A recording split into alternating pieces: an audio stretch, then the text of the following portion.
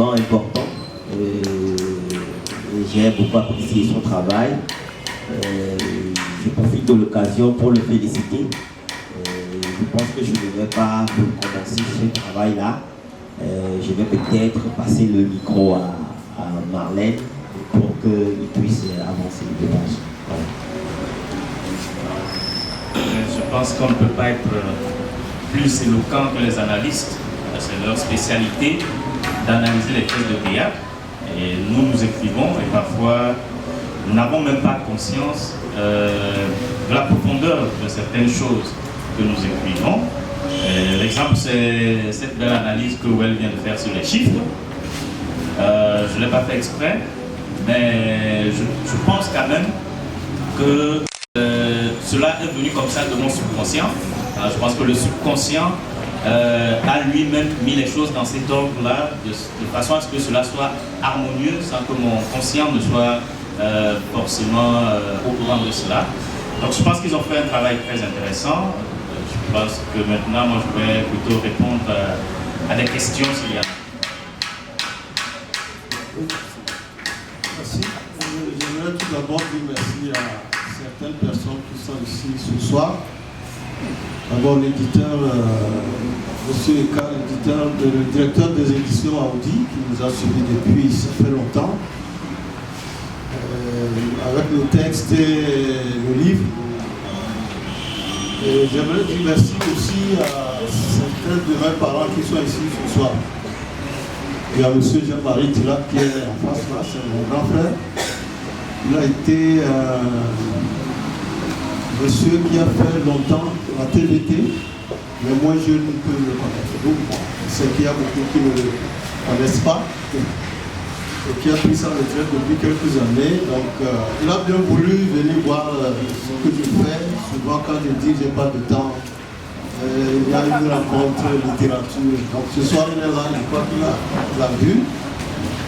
Et j'aimerais dire merci aussi à des artistes, des promoteurs. Il y a en face de moi M. Steve Dona, il y a Akapo, il y a Mme Chipronou qui est en face de moi, qui est une promotrice de l'art de la marionnette du Togo, elle est connue un peu partout. J'aimerais dire merci à un autre éditeur qui est à ma gauche là-bas, il ne m'a pas encore édité, je ne sais pas pourquoi. Et puis surtout à certains de mes collègues de service qui sont là. Il y a un qui est philosophe, si vous voulez prendre les termes de M. Kouma, qui appelle prof de philosophie philosophe. C'est un peu ça, mais pas tout à fait. Monsieur Roger Ofori qui en parle de moi, c'est un petit frère. Je suis avec lui à l'école, on fait la philosophie aux enfants. Voilà ce qu'on fait, il n'y a pas de philosophe. Et puis, il y a monsieur Kimi, je l'appelle comme ça, il est le conseiller principal d'éducation de Pour Lumière. On parlait de cette époque. Et puis, on a d'autres attaches ailleurs que je ne veux pas exposer ici. Alors, sur mon texte, oui, c'est vrai que le présentateur a tout dit, mais comme vous le savez, il arrive que les présentateurs, en leur spécialité, avec tout ce qu'ils savent, qu'ils aillent plus loin que l'auteur. Et je pense que c'est ce qu'ils ont fait ce soir. Et donc, ce qu'ils ont dit, je pense que M. Kouma a dit une lecture politique de l'œuvre. D'ailleurs, toute œuvre politique, ça ne fait pas. Donc, on pourrait y aller. Et moi, ce que j'aimerais dire en tant qu'auteur, c'est que même quand un auteur parle de politique, quand il écrit sur ça, il n'est pas en train de faire de la politique véritablement, non. Je dis là, moi je pense que c'est une pièce sociale et surtout familiale, quand ça parle d'une famille. Et ce qui se passe à l'intérieur d'une famille dans les temps de trouble. Souvent les journalistes nous disent ce qui se passe dans la rue, qui est tombé, qui est mort, combien sont morts, qui était là, qui n'était pas là. Mais on ne nous dit pas d'où viennent ces gens qui tombent, qui courent, qui meurent. Ils viennent de familles. Moi j'ai voulu voir un peu ce qui se passe dans les familles. Il y avait quelques témoignages, quelques petites expériences. Donc j'ai produit une pièce qui est uniquement du théâtre, c'est-à-dire de l'art, pour amuser, pour faire réfléchir. Voilà ce que j'avais à dire. Merci à vous tous. On va Merci à nos auteurs et à nos présentateurs. Nous avons suivi avec beaucoup d'attention et beaucoup d'intérêt les présentations qui ont été faites cet après-midi. Et je voudrais m'adresser particulièrement aux plus jeunes parmi eux, Marlène, qui a plutôt été surpris de l'interprétation que le présentateur a faite du titre de sa pièce. Et quelle connotation lui-même il donne au titre de son ouvrage 14 pas 11. C'est tout ce que j'ai à lui demander. Merci. Merci. Une seconde question. Ok, merci madame. Ma question s'adresse à monsieur Dika Galé. Les deux lecteurs, c'est un constat que j'ai fait et dans certaines œuvres, et c'est le cas de votre œuvre, j'ai constaté qu'il y a une partie dans et la langue de l'auteur est transposée. Et je ne sais pas si cette partie est réservée à votre langue ou, bon, sinon, pourquoi elle n'est pas traduite en français pour être mise en œuvre? Merci. Question 3.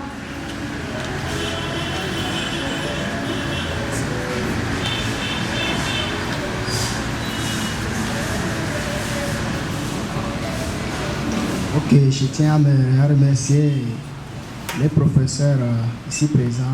Je m'adresse au représentateur de M. Well Dogbache qui a parlé de un pas en avant. Bon, oui, un pas avant, ok. J'aimerais savoir si dans cette œuvre on peut parler aussi de la valeur culturelle, parce qu'il a parlé de la religion, et aussi est-ce qu'on peut parler de la valeur culturelle, parce que les personnages, c'est comme les personnages, c'est basé sur les noms chrétiens seulement. On a parlé de Nestor et Jonas. Est-ce qu'on peut parler aussi des noms comme Kofi, des choses comme ça, s'il y a la valeur culturelle dans cette œuvre? Merci. Question suivante.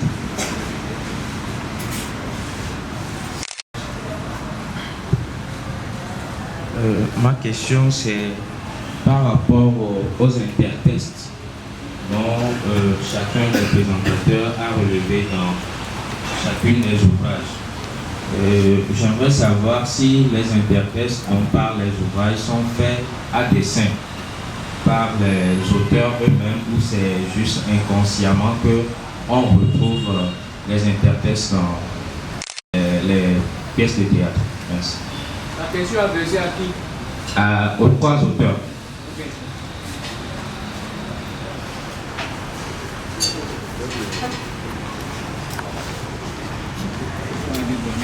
Bonsoir, Monsieur Gallet. Je sais que la présentation de la pièce Un pas avant a été faite en Allemagne et que vous avez été invité à aller là-bas. Mais aujourd'hui, on n'en parle pas. Je ne sais pas quand ce sera l'occasion d'en parler. Si c'est toi qui dois en parler, ou bien le présentateur, ou bien celui qui a présenté le texte, j'aimerais qu'on en dise quelque chose. Voilà. Merci. Je pense que Pris de l'interprétation que l'analyste fait des titres, du titre. Mais en fait, c'est pas l'interprétation qu'il fait du titre, mais la symbolique des chiffres qu'il utilise. Le sens qu'il donne au chiffre 1, le sens qu'il donne au chiffre 4, et la combinaison qu'il en fait. C'est pas, je dirais pas que je suis vraiment surpris, mais je suis épaté, en fait. C'est ça. Donc, je suis admiratif de cette analyse-là. Mais sinon, les chiffres 14 et 11 sont des chiffres qui ont été évoqués dans la pièce par les personnages. Et comme il le disait dans son analyse, la femme trouve que le sexe de son mari est trop court et que ça fait 11 cm. Et l'homme estime que ça fait plutôt 14 cm. Et ils se disputent à propos de cette dimension-là. Et j'ai trouvé que c'était intéressant de l'utiliser comme le titre de la pièce. Voilà.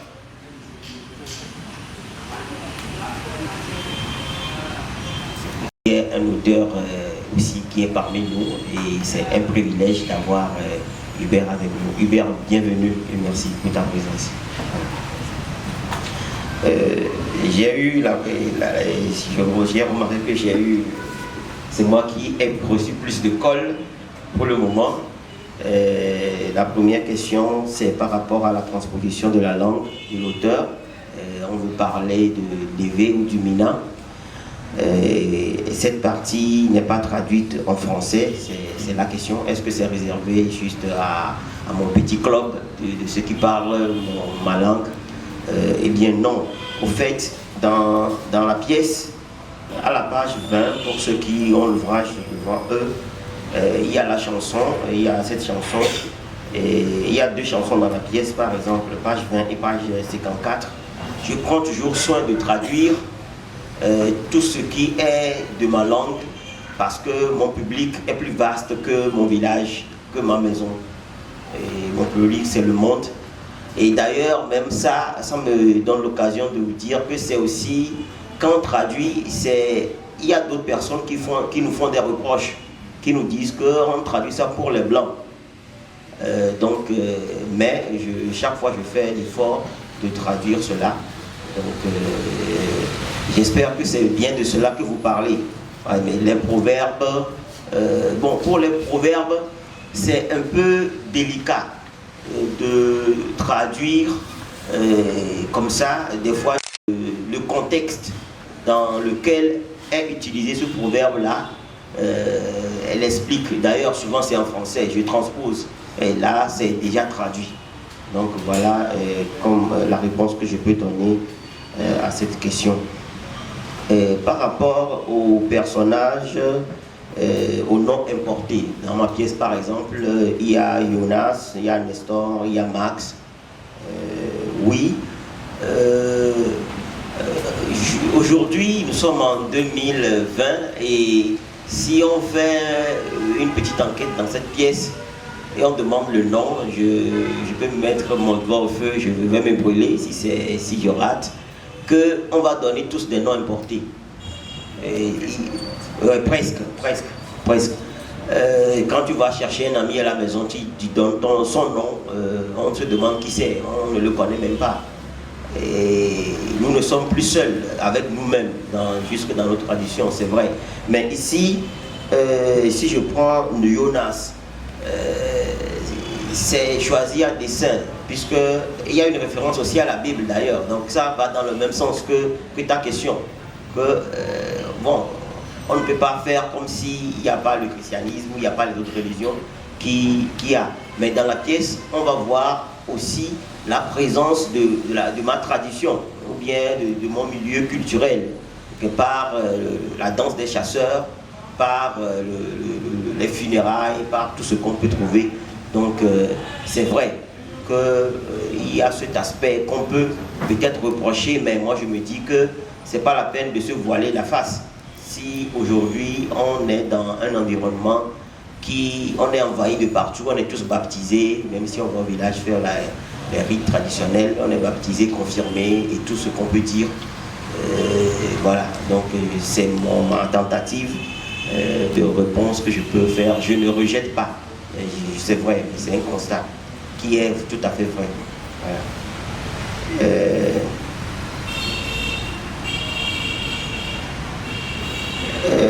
Quand on a parlé de la présentation du texte, on n'a pas parlé plutôt, oui, de la présentation du texte en Allemagne. Effectivement, c'est vrai. La pièce Un pas avant a été traduite en allemand en 2012. Ce fut un fortuit hasard, comme ça. C'était le théâtre de Constance en Allemagne était venu faire une présentation à Lomé en entendant Godot. Et donc, après la représentation de cette pièce-là, il y a eu une rencontre qu'on a eu à faire avec l'équipe à l'espace d'Enigma. Et donc, c'est durant cette rencontre qu'avec le responsable du théâtre de Constance, M. Christophe Nix, que je profite de l'occasion pour le saluer, il n'est pas présent, mais je tiens à le faire, et que dans les échanges, je lui ai parlé de cette pièce-là, et que j'avais écrite, qui n'est pas toujours montée à l'époque. Et donc il m'a proposé, si ça me dit, de l'envoyer à son comité de lecture. Donc il m'a donné l'adresse mail de son théâtre et il me dit, bon, c'est pas lui qui décide, c'est le comité, donc si ça ne marche pas, je n'ai rien à perdre. Et je leur envoie le texte et un mois après, ils m'écrivent pour me dire qu'ils veulent traduire. Donc ils ont traduit la pièce en allemand et ça a été joué, ils m'ont invité. Je suis allé à Constance pour 3 semaines pour assister un peu aux entraînements, aux répétitions que j'ai suivi aussi. Et ce fut une très belle expérience. J'avoue que en tant qu'auteur, c'est la première fois que un texte que j'ai écrit monte sur scène et que vraiment c'était quelque chose. Tu vois la production, quoi. C'est une grosse équipe de journalistes, de metteurs en scène, c'est immense. J'ai été très bluffé, très impressionné. Et voilà un peu. Et cette pièce, actuellement, la traduction allemande est en train d'être éditée à Lomé ici avec les éditions Audi. Donc voilà un peu ce que je peux dire par rapport à cela. Voilà. Il y a une dernière question qui est pour nous trois. Et donc je vous laisse la parole, vous allez commencer et est-ce que voilà, est-ce que les interprètes sont faits à dessin, voilà, pour ne pas trop monopoliser la parole? Oui, bon, moi je n'en ai pas beaucoup, mais je sais ce que c'est, je vois, j'ai vu ça dans les autres pièces. Mais c'est fait à dessin, quelqu'un vient au hasard dans un livre. Et si vous savez que ces textes sont un long parcours, ça vient de loin. C'est pas hier soir qu'on les a écrits. Donc ça ne peut pas être du hasard. Maintenant, si vous trouvez un problème à la place des intertextes dans une pièce ou dans un livre, vous pouvez le poser. On va en discuter. Tout est discutable. Voilà ce que moi j'ai à dire comme réponse. C'est pas si. Merci beaucoup encore. Ok. Dans ma pièce, je peux relever par exemple Jonas qui crée un lien d'intertextualité avec le personnage Jonas de la Bible. Et pour rappeler un peu l'histoire de Jonas, on lui a demandé d'aller dire la parole de Dieu dans une ville, et cette ville-là, c'est une ville très redoutable avec des habitants qui n'aiment pas écouter ce genre de paroles. Et quand on envoie des gens, ils les assassinent, ils les tuent. Et donc Jonas a refusé. Et donc il a pris un bateau pour s'éloigner. Et le bateau a fait naufrage. Et il a été avalé par une baleine. Et rejeté, la baleine l'a vomi sur la plage de l'endroit où on l'a envoyé. Bon, si ma mémoire est bonne, c'est un peu ça la parabole, bien l'histoire de Jonas, qui est le personnage Jonas ici. Oui, dans la pièce, le lien d'intertextualité que je peux faire, si je prends l'exemple de ce nom-là, c'est que Jonas, ici, étudiant chômeur et tout, qui veut partir et pour faire sa vie au lieu d'être ici et se barrer sans sortir. Bon, il a fait un choix. Mais dans la pièce, on voit qu'il y a un événement imprévu qui le déroute. C'est ici, pour moi, le navire qui crée le lien d'intertextualité, à part son nom, c'est les ossements de son frère. Et qui dit même que c'est les ossements de son frère, parce qu'ils ont vu tellement de restes sur la route, de ceux qui n'ont pas réussi, qui sont morts. Mais curieusement, au vu de ces ossements-là, il dit que c'est les ossements de Max et lui lance un défi. Bon, ce n'est plus tout à fait le mythe de Jonas, mais on voit que c'est un corpus qui répond au fait que, bon, finalement, il revient parce qu'il croit que c'est les os de son frère. Donc c'est aussi un lien d'intertextualité que je peux relever et dire un peu que c'est voulu. Ce n'est pas comme ça au hasard. Ça arrive rarement qu'il y ait des choses qui ne sont pas prévues parce qu'il n'y a pas la marge d'erreur zéro. Ça peut arriver, mais souvent tout est calculé dans un texte.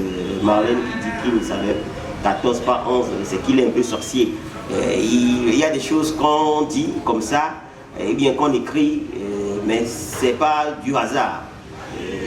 C'est pas conscient comme il le dit, ça peut arriver, mais ce n'est pas du hasard parce que les personnages dans une pièce, quand tu travailles là-dessus, tu les investis, tu les crées et ils existent. Et ces personnages-là déploient des choses qui dépassent souvent même l'auteur. Hein. Il est comme un guide, un maître de cérémonie qui obéit, qui fait ce qu'on lui demande de faire.